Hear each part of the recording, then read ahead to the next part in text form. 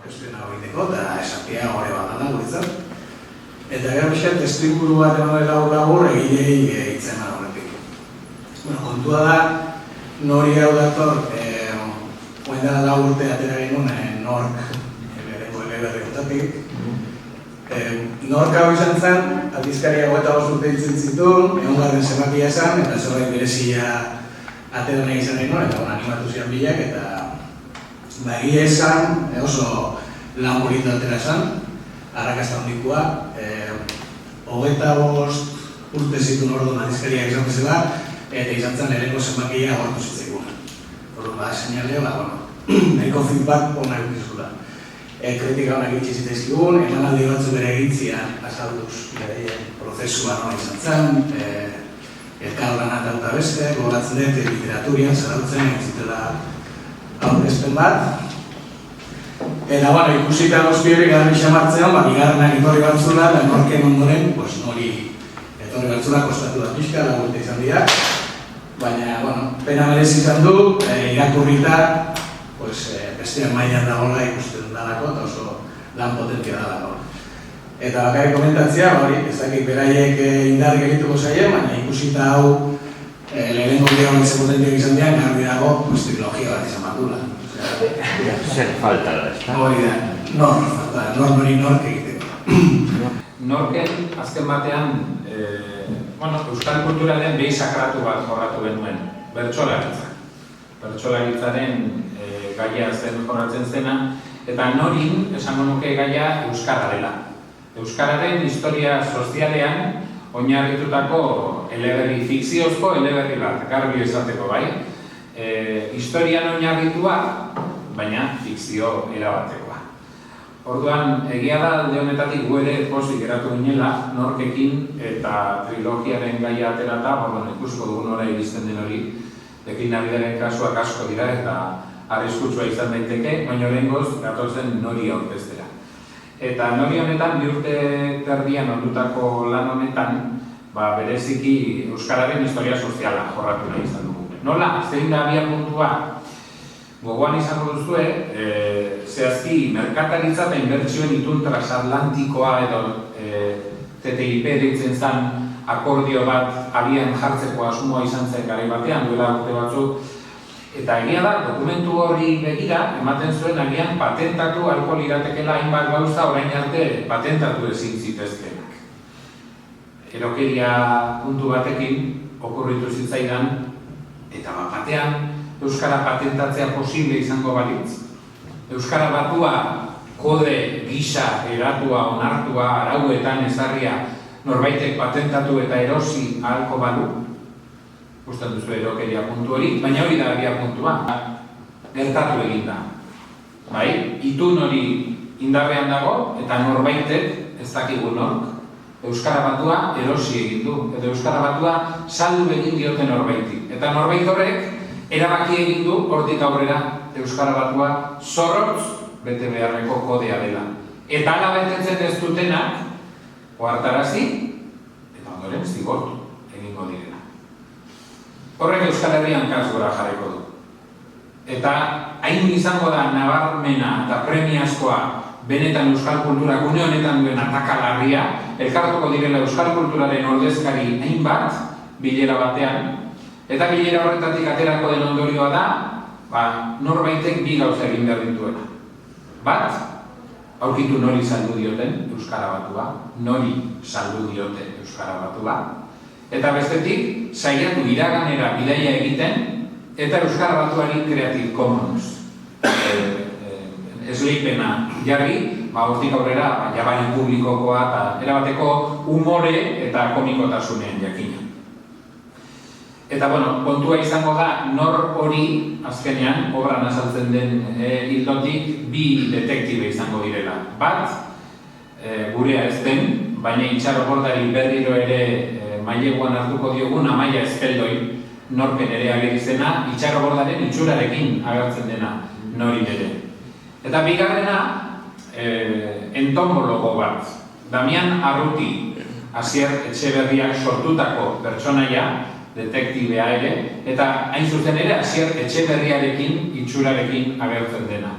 Bi horiek izango dira detektibeak, eta beraien lan izango da, orainaldian gauzak aurrera joanala eta gero eta zorrotzago euskara batua hain zorrotz eta zuzentasun gogorrean ulertuta, ikusiko da nola ze bilakaera izango duen Euskal Herria, eta iraganera bidaia egin beharko dute, eta iraganean ikusiko dituzte azkenengo urteetan zein izan diren agian euskara ezaugarritu duten une eta gune nagusiak bai, izan Eusko Ikaskuntzaren sorrera bilera, 1918an, Euskaltzaindiak Arantzasun egindako bilera 1928an, baina beste hainbat. Azken batean, fikziotik eta gure ikuspegitik nolabait oinarrian badago historiori konpartitu nahia, eta benetan deskubritzea nori izaldu dioten Euskara Batuari, naiz eta garbi esango dutan detektibeen obra guztietan bezala, batzuetan deskubritzea nor izan den hiltzailea edo nor izan den kasu honetan eroslea gutxienekoa da. Bidaia da benetan, bai, bide osoa ikustea da garrantzitsua. Nor bezala obra surfeatu, igeri egin edo buzeatu daiteke. Surfeatu da, 140 orrialde ingurutan, erraz irakur daiteken zerbait da. Bai, komiki itxuran irakur daitekeena. Baina igeri egin daiteke, orrialde bakoitzean geratzen baldin bagara, eta ikusten baldin badugu, ze irudi dauden, ze kantu aukeratu diren, dauden bertsoak nola egokitu diren, eta buzeatu daiteke, adibidez, orrialde batzuetan ikusten baldin baditugu, euskal literaturako detektibe guztiak agertuko dira une batean. Eta alde horretatik eskerrak eman behar dizkiet Josu Goikoetxeari eta Xabier Mendigureni laguntza handia eman zidatelako informazio horren bilaketan bai. Hainbat une, hainbat pertsonaia ezagun, eta batipat, hori bai garbi esan da, helburua dela historia sozialean oinarritutako bilaketa hori egitea, gogoeta hori, baina batez ere ondo pasatzea. Nik esango nuke guk oso ondo pasatu dugula, honetan lanean, patxi batzuetan agian lan askoz handiagoa izan du, nik jarritako gaiak eta bidaritako gidoiak irudi bihurtzea etzalako lan erraza, baina lan zoragarria egin du, eta esango nuke guk izan dugun une batzuetako gaitzakeria puntua edo gogoa edo divertimentua pentsatzen dut igarriko duela irakurleak ere bere kardiograman liburua irakurria. Eta hortxe utziko dunik eta patxiri emango diotitzen. Nik aipatuko dut, nola lotu ninduen Xabi proiektu ontara. Zer gero, azkenean emaitzak ez du nik hasieran esperoenekin batera entzik, eta hori izan daiteke onerako edo txarreko, baina erozein kasutan espero ez den kontakizun badan erostez. Hasieran hasi genean hori buruz egiten, Euskara Batuaren berroita margaren nazi. Lekura zetorkidan, Xabier Quintana, Koldo Mitxelena, Txillardegi, Garesti, eta gaur duten pentsatzen honez pixagartan zait, Realaren arrazkiarekin bezala, 80. hamarkadako Realaren arrazkiko alineazioa burutzak edazka eta hor egungoak ez. Eta liburuan egokitutza ditu horrengo eskatzen marraztea, eta zein dago, liburuan neko arrazkia zen, zuenak ez. Eta hamua izan zen eretzako norrendi batean, Xabik esatzenako, atxearen inguruko ez da bai da dikuruzko sekuentzia bat egon bat, nik hori marraztu niret. Baina, gero azkenean historia beste bat, hori ere badago, pixkat ofean sartu dugu, bagizuten marrazkiari batek egin behar duen lan handienetakoa dela dokumentazio lan, lenguan adurlarrak egin arkeologia lan, eta esan, bazar horretako irudi asko ez daude. Dago arrazkitxo dator manuelekunarekin eta baina beste gauz askotan berriz, arkeologia lan horretan deskubritzen dira gauzat, nik deskubritu da gauzetako bat adibidez izan da eta hori buruz daiteke pelikula bat, Sabino Resolución Maria Dezko eta unen artean arma bat zegoela eta terak ezagutzen ditugu kasuna gire, baina esker modu aixatu batean ez. Eta hori sortu daitekei historia bat, eta bida mendigan atera egiteken gauzetako bat, baina beste gauz asko ere. Azalean, aipatu daiteke lehenen gauza da, hor agertzen dien pertsonetatik emakumea bakarra dela. Gaur egun saiatu dena pareki egiten da, baina egia da, azken zalea arkeologia lan hori egiten, eta emakumearen figura 19. mendetik 20. mendean zehar da, anekdotikoa. Eta euskararekin ere, hori zure duena gertatu zoritxarrez. Eta badago hori ez, 20. mendean, 19. mende bukaran, eta 20. mendean egiten den ibilbide bat, pasarte asko, marraztuiko gutxi betzen, nabarmentzeko iraganeko pasarteak direla. Baina, liburu daukan ezaugarrietako bat da, kontraste honiko liburu bat dela. Daude txuri-beltzezko pasarteak, baina urrengo pasartea agian da Xabik aipatu dut zientzia fikziozko pasartea eta erabat koloretsua da. Horra hartzen dira euskaltzaina lasarez batekin. Gero badago ez dakit ezagutzen den, ez dakit ezagutuko diren pertsonaia guztiak. Xabik aipatu du Amaia Ezpeldoi, aipatu Basier Etxebarri ere, ez dakit behien antzadukaten. Itxaro Morgaren kasuan geroz eta gutxiago.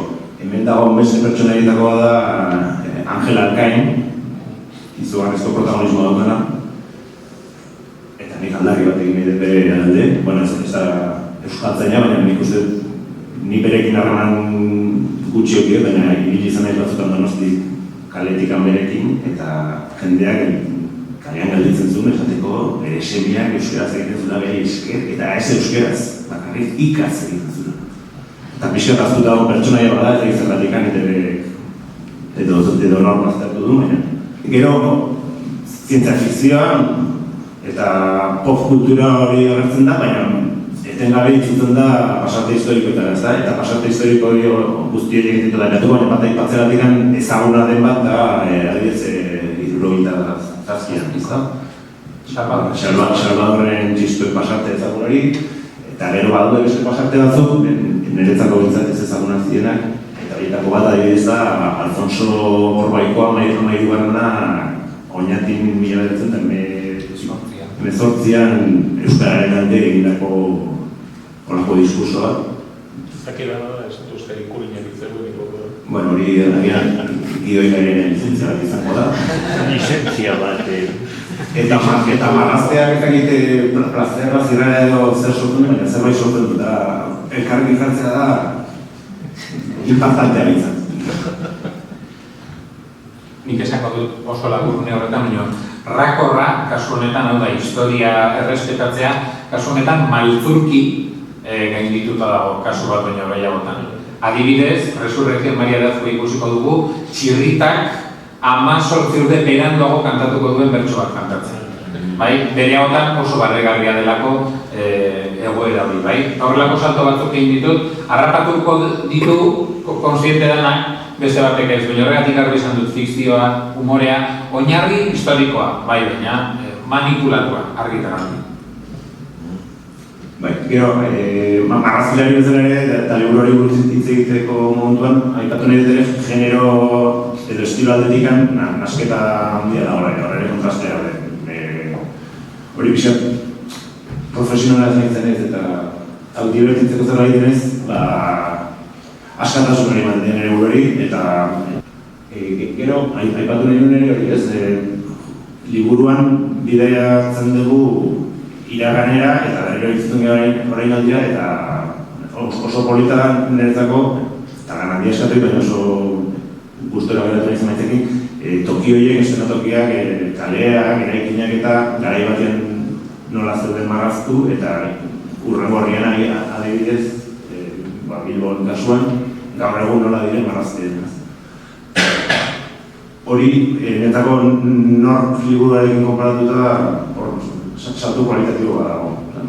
Gero, bai errepikatzen dela pixkat norkekin, norken gertatzen den bezala, pertsonaia ezaguna sartzea, ez, komikeren argumentotan, eta pixka jolaste irakorreak jolastu da izatean nor da nor jolas horretan, esortan berritxarrakeko dute, Alex Ardui. Eta lehen aipatu duena, Xabik, aipatu ez du,